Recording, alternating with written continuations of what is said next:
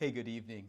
It's Pastor Nate here, and we want to welcome you to our second session of Unchained, Hope and Healing from Addiction. It's so wonderful to be able to join you here live. If you're joining us now, we want to encourage you to put in the chat section right now where you're watching from. If that's Chattanooga, Tennessee, or Ottawa, maybe you're up in Cleveland, wherever you find yourself tonight, we'd love to see you throw that in the chat right now to see where you're watching from. We're so glad that you're here tonight. Whether you're watching this live or perhaps watching this in the future, we believe that there is hope from addiction, and it's a hope that we all need. None of us makes it through life without having some things that we're struggling with. And so this series, a 10-part series, is designed to share the hope that we can have. So once again, welcome. If you're just joining in with us tonight, we want to encourage you to sign up on our registration link so that we can send you emails or reminders about when this will be happening in the future. We have that on the screen for you.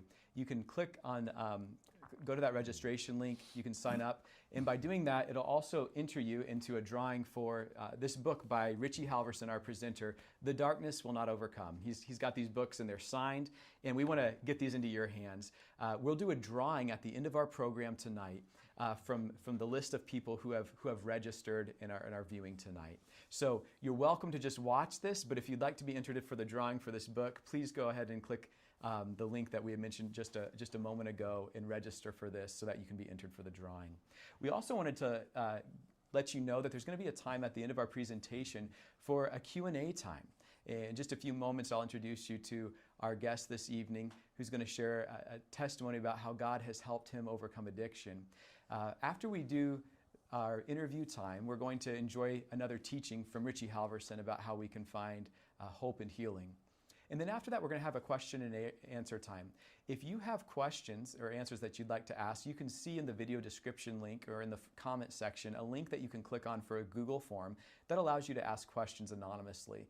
And so we want to encourage you as you're watching this evening, if you have a question that you'd like to ask either myself or our guest this evening, go ahead and do that as you're listening to the interview or as you're watching the video, and we'll get to our questions at the end of our time. Once again, we're so glad that you're able to be here. And at this time, I want to introduce you to our guest that we have here with us in our studio this evening. Our guest is Chris Hayes. Chris, welcome. We're so glad that you're able to be here. Thanks for the invitation. It's good to be here. Happy Sabbath. Yeah, thank you. I'm glad that you can be here. Hey, Chris, tell us just a little bit about yourself. My name's Chris Hayes. I'll be 61 in November. I'm married. My wife and I have raised 3 beautiful children. We live right here in Chattanooga, Tennessee, and we both work in Cleveland. Wonderful, wonderful. Well, Chris, I appreciate you being here. I've enjoyed hearing a little bit of your story, and part of your story is finding freedom from being addicted to alcohol and drugs. And I wanted to ask you to dive in and start sharing just a little bit about that. When did this addiction start? How did those addictions come into your life? So the addiction part of it came into my life when I was in the 9th grade. I began smoking pot with some young children, kids my age in the neighborhood that I grew up in. That's when it started. How it started is, I have a story I like to tell about, I was born with a birth defect, missing fingers and toes. I like to tell everyone that my mom and dad had the kind of relationship that when my dad wasn't at work or asleep, he would be in Pensacola Bay fishing. And he brought home flounder, mullet, shrimp, oysters, just all kinds of seafood. And a chemical company had been dumping chemicals into Pensacola Bay. So as a result of that, there were hundreds of children that were born missing fingers, one arm or leg longer, just some really bad physical deformities. So that's kind of how it began.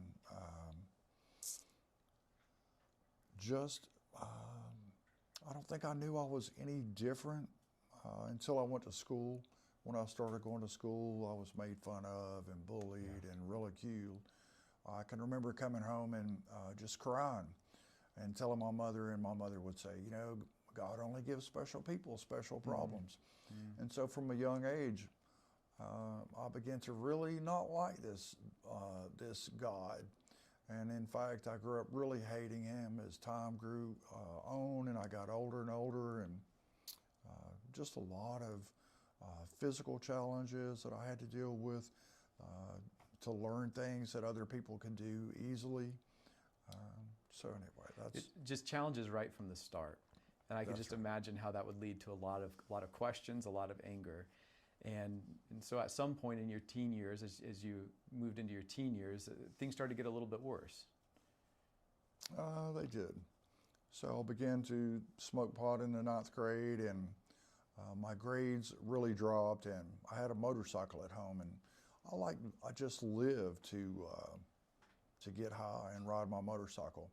It started off after school, and then it was before school and during school, after school, and I was just stoned all the time just to escape how I felt and escape reality.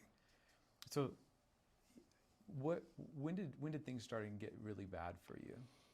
I was a teenager, and I started running around with a young man that lived next door, and he had an automobile. I began to drink with him and smoke pot, and we rode around, and we ended up, both of us together got into quite a bit of trouble when we were young. That trouble followed me around for a lot of years. And it just deepened, I guess, my resentment and my hate for God, the unfairness of life, so to speak. Yes. So you found yourself, as you were in your later teen years at this point, maybe your early 20s, life had gotten hard. You were missing out on opportunities because of this addiction. And when did you feel like you kind of hit rock bottom, or when did things start turning a corner for you?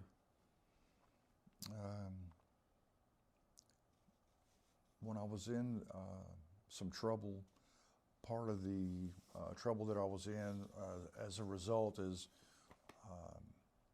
fortunately, I got to attend some 12-step meetings. Okay, yeah. And the 12-step meetings were, in fact, very helpful.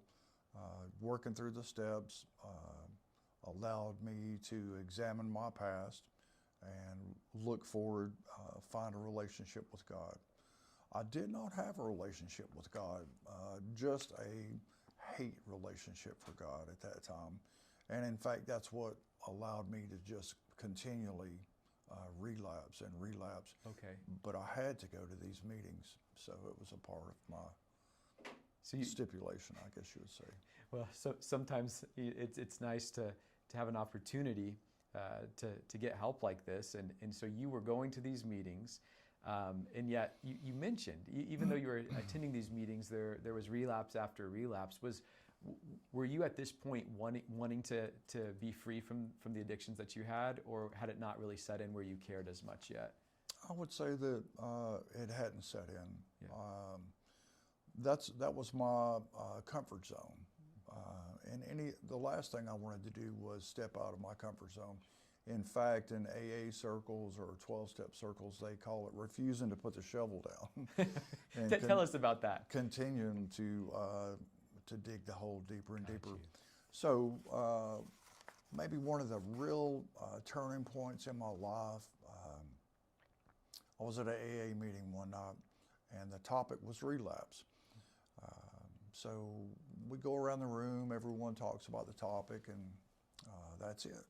And typically in 12-step meetings, there's no crosstalk. In other words, I don't say, hey, this is what I'd do if I was you. You know, you just say what you have to say, and that's it. There's kind of a respect there. Yeah. So I say, when it comes to my turn, I say, you know, I can do really good for maybe a day or a week or a month, or I've even gone a year and I've stayed sober. And then something happens in my life, and I think about the unfairness of life and how I was born, and some trouble I got into that was needlessly, that really didn't have anything to do with me besides being at the wrong place at the wrong time. And so I go and I get drunk or I get high, and it's just time after time. And so when I finished talking, that was it. And we went on around the room, and in AA circles, they call someone who's had years of sobriety an old timer. So this particular man, his name is Charles. He's an old timer, and he said, you know, Chris, I rarely speak up and do any crosstalk. He said, but I've got something that you need to hear. Uh-oh. He said, you know, I know that you've been coming into these meetings for a while, and I see that you've made some progress working the steps. He said, but what I want to tell you is, until you can find a God that loves you and that you can love unconditionally, he said, you'll always relapse. You'll always be in there. And Wow. he said, you know, in fact, he said, you're wasting your time coming to these meetings. And if you'll think about all the people's lives that you're hurting within the circle of your family and friends, he said, what you really need to do is go out and just drink yourself to death. Wow, that's a just pretty finish bold it. comment.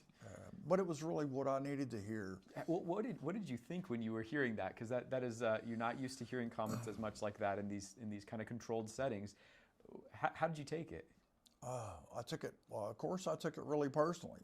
And in fact, it shattered everything that I had walked into that meeting with, because all that was like my crutch that I was walking on. And literally, like, Charles, he just kicked my crutch. Kicked it out right out from you. underneath me and said, look, you know, you're wasting your time and you're wasting our time. But it was, without a doubt, it was what I really needed to hear.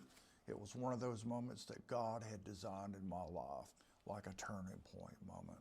That's incredible. So that kind of confrontational moment. About how old were you when that conversation was, roughly? I was probably about 28.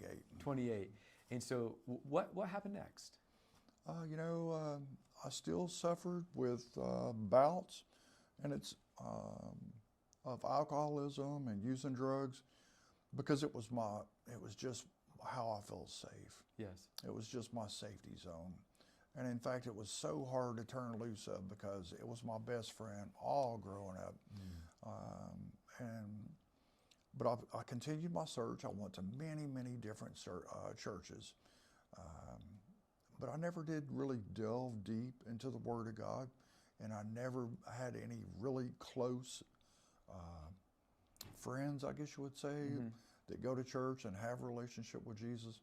So even though my crutch had been kicked out from under me, I was still limping, so to speak. That makes sense. So you kind of started to give up on one support, but you didn't really feel like you had more support there. That's exactly right. Well, what were some of the changes that had to be made as you started to grow forward?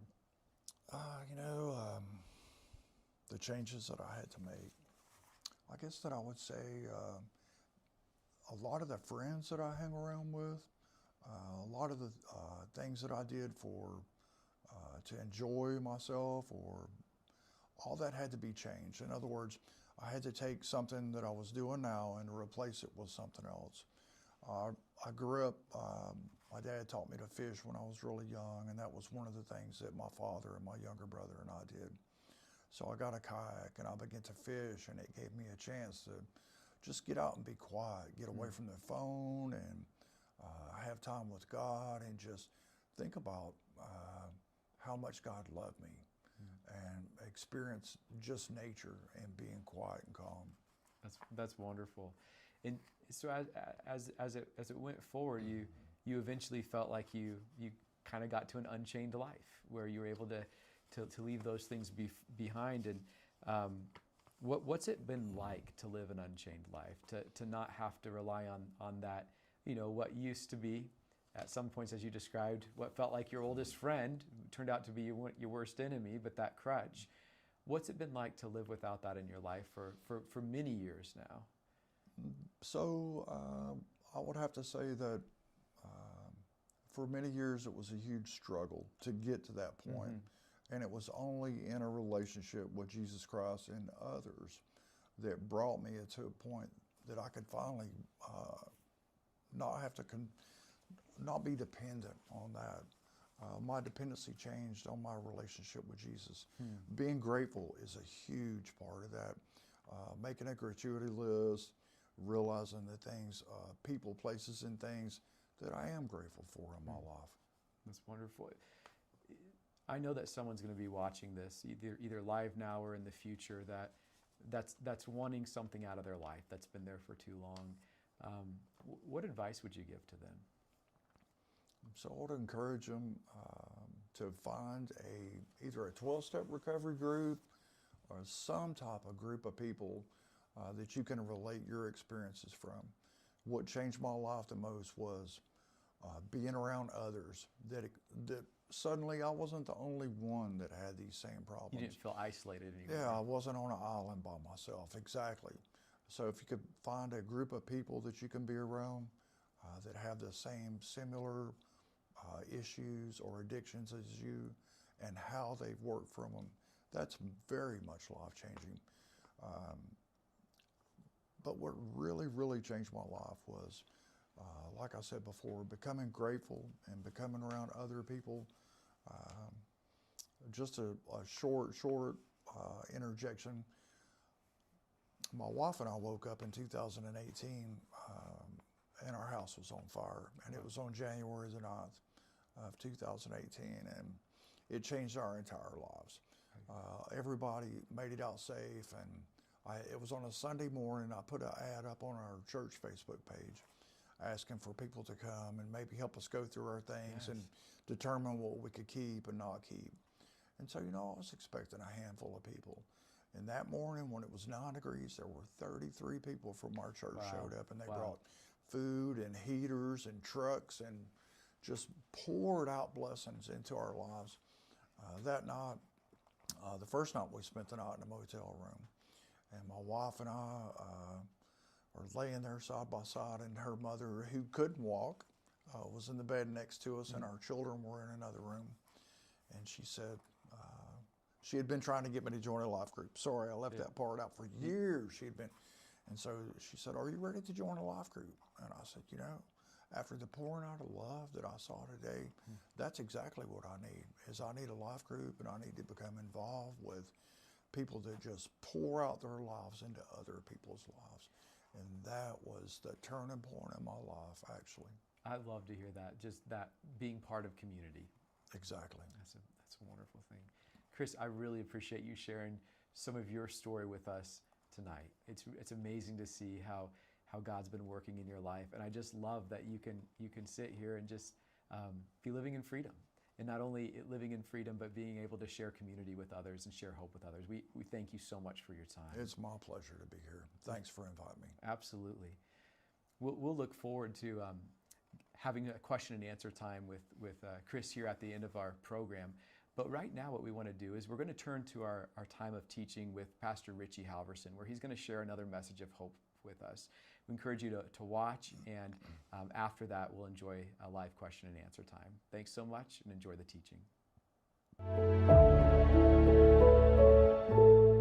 Welcome back to Unchained, Hope and Healing from Addiction. In this series, we're going to look at ways that we can break through some of the addictions and toxic ways of dealing with life. It doesn't matter if it's a big addiction or a small addiction, whatever it is, you can find a freer, better way to live life. And so that's what this series is all about. In our last session, we looked at this person, the demoniac, who was filled with demons. He was chains all over his body, and he was living in a graveyard. And we saw what God was able to do in him, and that's the good news of this series, Unchained, is God can do that in your life as well. Now, the first breakthrough that we have to have if we want to live an unchained life is we have got to break through the dishonesty and the denial. We've got to recognize there's a problem if we're going to deal with the problem. We've got to be willing to recognize and identify the elephant in the room. There is a children's book called There Is No Such Thing as Dragons. And in this story, there is a boy who sees a small dragon at home one day, and he tells his mom, and his mom quickly says, "Well, honey, there's no such things as dragons." And at first, this dragon is small. It's manageable. But every time the mom says there's no such thing as dragons, the dragon gets bigger. It gets bigger until the dragon is bigger than their house. And it's running all through town, and it's causing all kinds of problems. And again, the mother is just kind of oblivious to this dragon. She can't see it, or maybe she's not willing to see it. Finally, the dad comes home and he asks what happened. And Billy says, "Well, it was the dragon."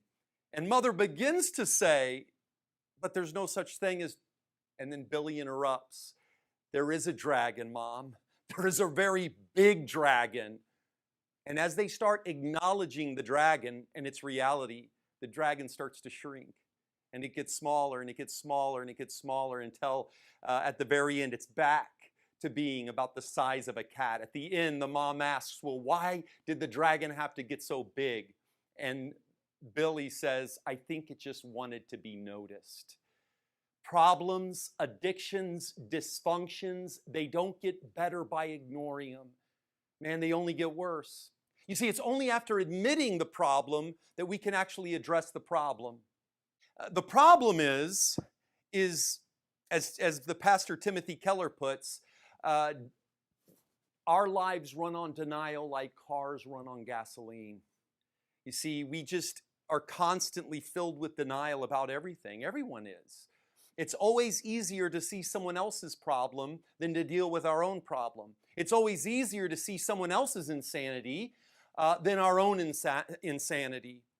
But this is the thing. An upper-class, pill-popping, doctor-hopping addict is no less insane than the homeless person shooting up dope under the bridge. In fact, I would suggest the person under the bridge is less insane because at least they know that they've got a problem. We've got to get honest. A lot of people watching and a lot of people in the world, maybe you haven't gotten honest with the reality that you have a problem, that there's something in your life that is holding you back. In John's gospel, we have two people who've got to get honest if they're going to get any better. And what I love about this story is these are two totally different people. All right, in John 3, we have our first character. It says there was a man of the Pharisees named Nicodemus, a ruler of the Jews. This man came to Jesus by night. And then in John 4, the next chapter, we have our second character. It was about the 6th hour, a woman of Samaria came to draw water. And so Nicodemus goes to Jesus at night. The Samaritan woman goes to the well when no one is supposed to be there. Man, it is amazing the things we try to do to hide from each other. You see, Nicodemus and the Samaritan woman are as different from each other as you can get, or so it seems. One's a Jew, one's a Samaritan, and they didn't like each other. One's a male, one's a female. One is very famous, he's a ruler of the synagogue, and the other one, the Bible doesn't even record her name. And yet I find it really cool that for both these people and their problems, the solution is exactly the same. John 3:5, Jesus tells Nicodemus, truly, truly, I say to you, unless one is born of water and the Spirit, he cannot enter into the kingdom of God. And then to the woman at the well, Jesus says, if you knew the gift of God and who it is that is saying to you, give me a drink, you would have asked him and he would have given you living water. Man, God wants to give you something that really works. Because often the wells we go to in life doesn't work. Or it doesn't work for long. You know, the drugs work for a little bit, but it doesn't last. You know, popularity works for a little while, but I promise before long you're going to be thirsty again. The pats on the back work for a little while, they feel good, but you're going to be thirsty again. Look, the drugs work at first, but you're going to get thirsty again. Religion without a relationship, right? Just living a religious life, that works for a little while. But you never quite feel good enough or like you've done quite enough. You're going to be thirsty again. So check this out. Nicodemus goes to Jesus in the middle of the night, right? Why? Well, because he's got a reputation. He's hiding. The Samaritan woman goes to the well at noontime, which was the hottest time of the day, and no one went to the well at that time because, you see, she's also hiding. And interestingly, she's not hiding to keep her reputation. She's hiding because of her reputation. But you know what I love about this story? Is Jesus is already waiting for her at the well. Before she shows up, Jesus is already there. You need to know that God has a solution for you before you even realize it. Before you had a problem, God had a solution. He's already there. Jesus is already with you right now. You may not always feel it, but he's with you. When Jesus asks the Samaritan woman for a drink, It's important to know that when God asks a question, he has all the cards, right? So he's not asking the question for information. When God asks a question, they're always rhetorical, okay? When Jesus asks the question, he's trying to drive home a spiritual point. He doesn't really want a drink. Jesus asks for a drink in order to give the woman a drink. Jesus, whenever he asks for something from us, it's always so he can give us something better. So if he asks for you to surrender the toxic relationship, it's so that he can give you a healthy, better relationship. I know you think that you don't deserve better, but you do. If he asks you to surrender your old life, it's so he can give you a new life. If he asks you for your chains, it's so that he can give you his freedom. Now, when you study this phrase, living water, that was used by people in this time and place for what we would call running water, all right? So living water was basically running water. It was fresh water that came from a stream and not from a well. So living water was believed to come directly from God. It was believed to be supernatural. Friends, only God can give you the water that really satisfies. And so the Samaritan woman asks him, how is it that you, a Jew, ask for a drink from me, a woman of Samaria? And the woman said to him, sir, I perceive that you are a prophet. Our fathers worshiped on this mountain. You see, she's trying to change the subject. She's dancing around the issue. She doesn't really want to get honest about what's going on in her life. And really, when you look at Nicodemus, he does the exact same thing. Rabbi, we know that you are a teacher come from God, for no one can do these signs that you do unless God is with him. And then he says in John 3:4, how can someone be born when they are old? The Samaritan woman says, you don't have a rope or a bucket to draw up any water. They keep throwing up objections to Jesus instead of really answering his question, really dealing with the issue. The woman says, I don't have a bucket, and this well is very deep. The well isn't deep. Her denial and dishonesty is deep. You see, neither Nicodemus or the Samaritan woman are wanting to be totally honest with Jesus. They're not really wanting to get real with him. But friends, honesty is the place where victory begins. In recovery, if you say something in meetings, and this is something that I had to get used to at first, but addiction has a way of bringing you to your knees. And I remember the first time I went to a meeting, and whenever someone speaks or says something, they always preface it with, my name is so-and-so and I am an addict. My name is so-and-so and I am an addict.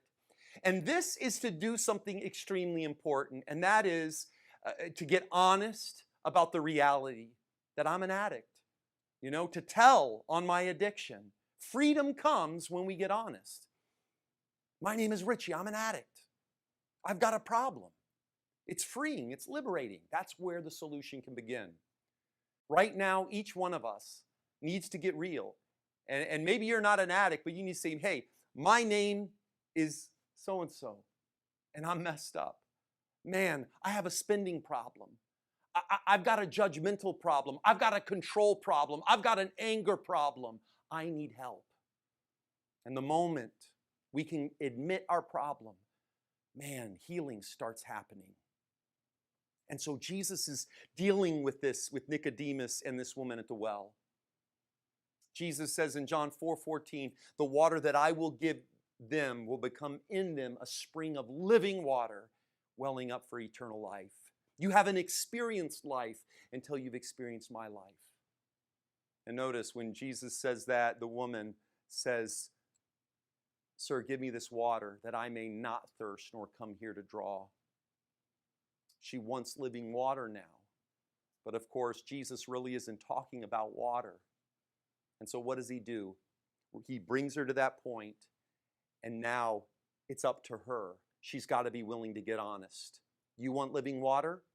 Then you've got to get real about where you have been going to for fulfillment. You have to get honest that what you've been going to hasn't been working.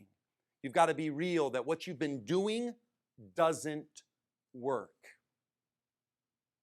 John 4:16, go call your husband and come here. You see, Jesus is getting to the core of the problem. She's trying to skirt around the issue. Jesus brings her back. And so she says to him, when he says, bring your husband here, says, I don't have a husband, the woman replied. So now she's only being partially honest. Friends, partial honesty will not unchain you. It doesn't work. You got to be totally honest, completely honest. And so Jesus says, you're right, you don't have a husband. You've got 5 husbands, and you aren't even married to the man that you're living with now. You spoke the truth. The truth is out. The problem has been identified. She's been going to the wrong thing for satisfaction and fulfillment, but now she tastes the living water of Jesus Christ.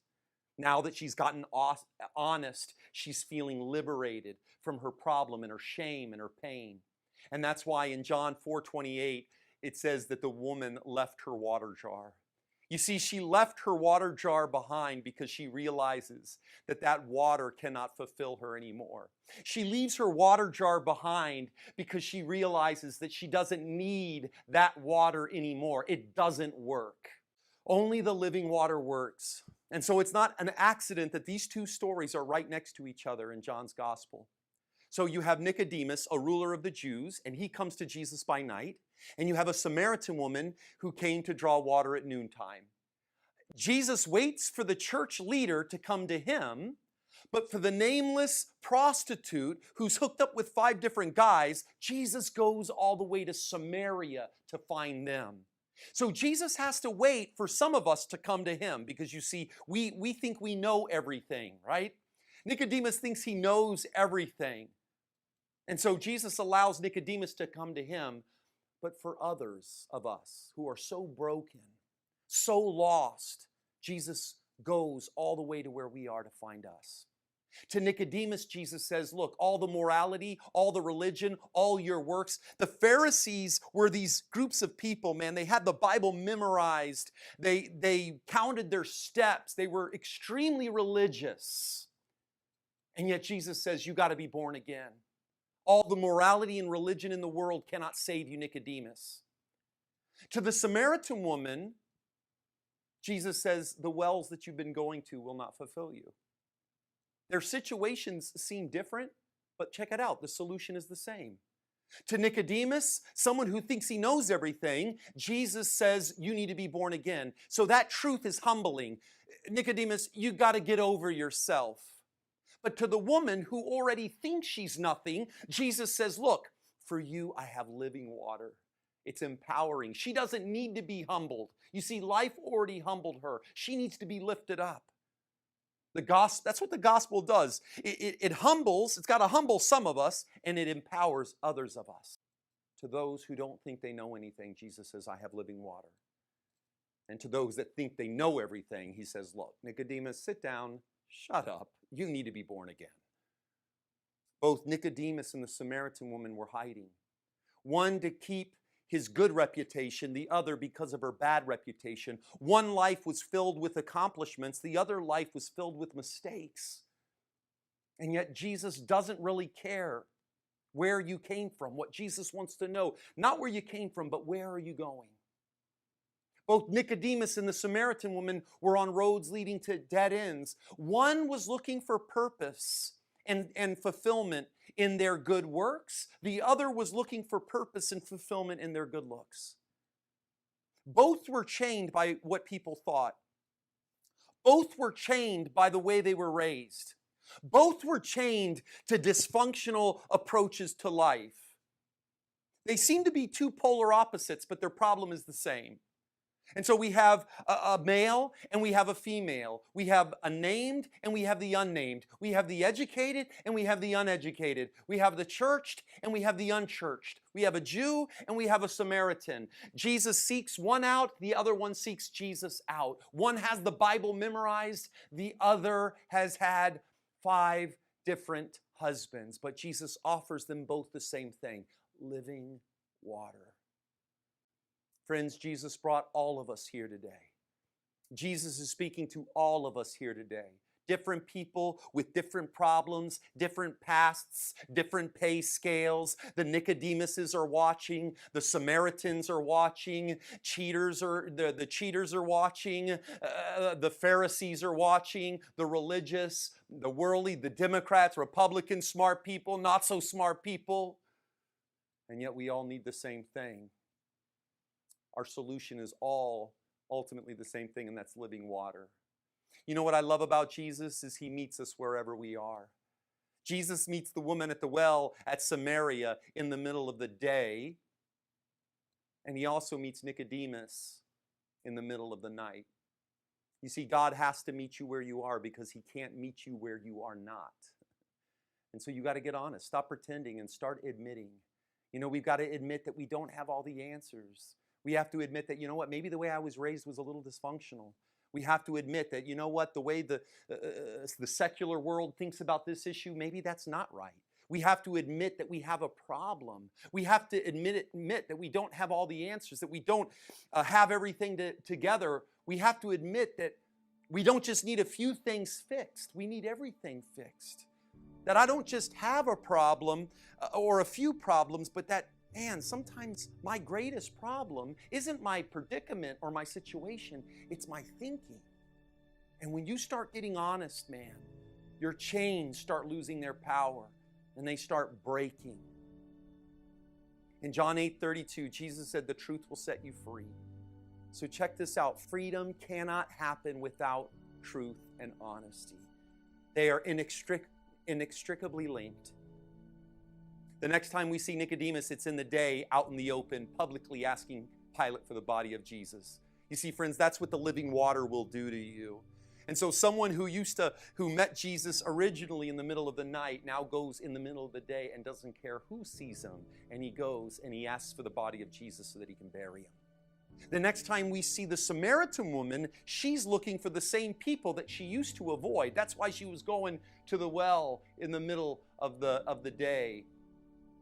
They're no longer controlled by what people think. They're no longer chained by their problem. They're no longer hiding in their works or hiding in their addictions or in their habits or in their hurt. They're two totally different people, but they're joined by the exact same need. Both were empty, needing to be filled. Both were dirty, felt dirty, and they needed to be washed. And Jesus comes along and offers them both water. Friends, the moment I started admitting I was powerless over my addiction and that my life was unmanageable was when my chains started breaking. That's where the journey has to begin. The truth can set you free right now, but you've got to get honest. You got to get real about what you're going through. What do you have to get honest about right now? You can drop your bucket and you can drop the act and you can receive Jesus' living water today and feel the liberation and freedom. Jesus already knows exactly where you are. Get honest with him. He already knows the truth about you. And so you can get honest with yourself and experience that chain of denial and dishonesty break free.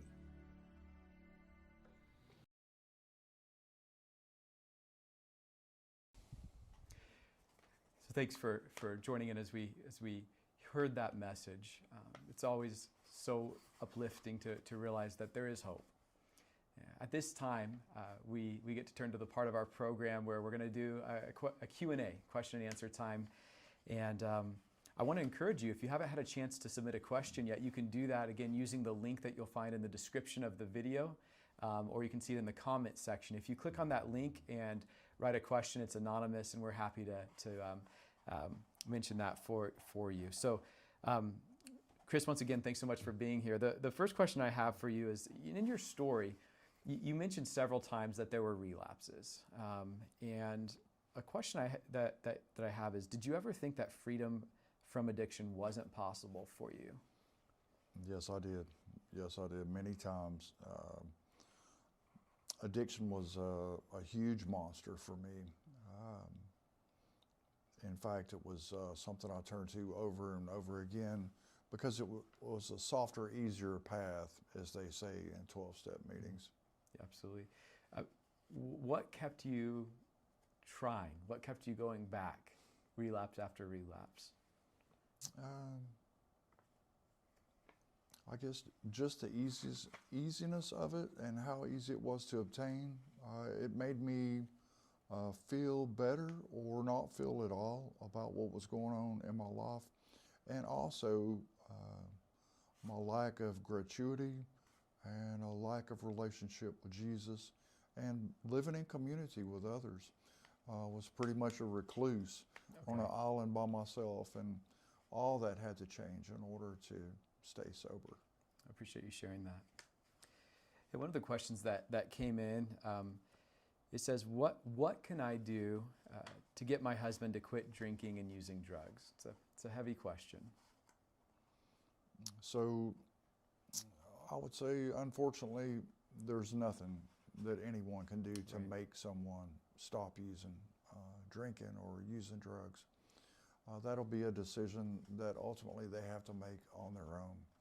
I would say, first and foremost, to pray, or if you're already praying, continuing to pray.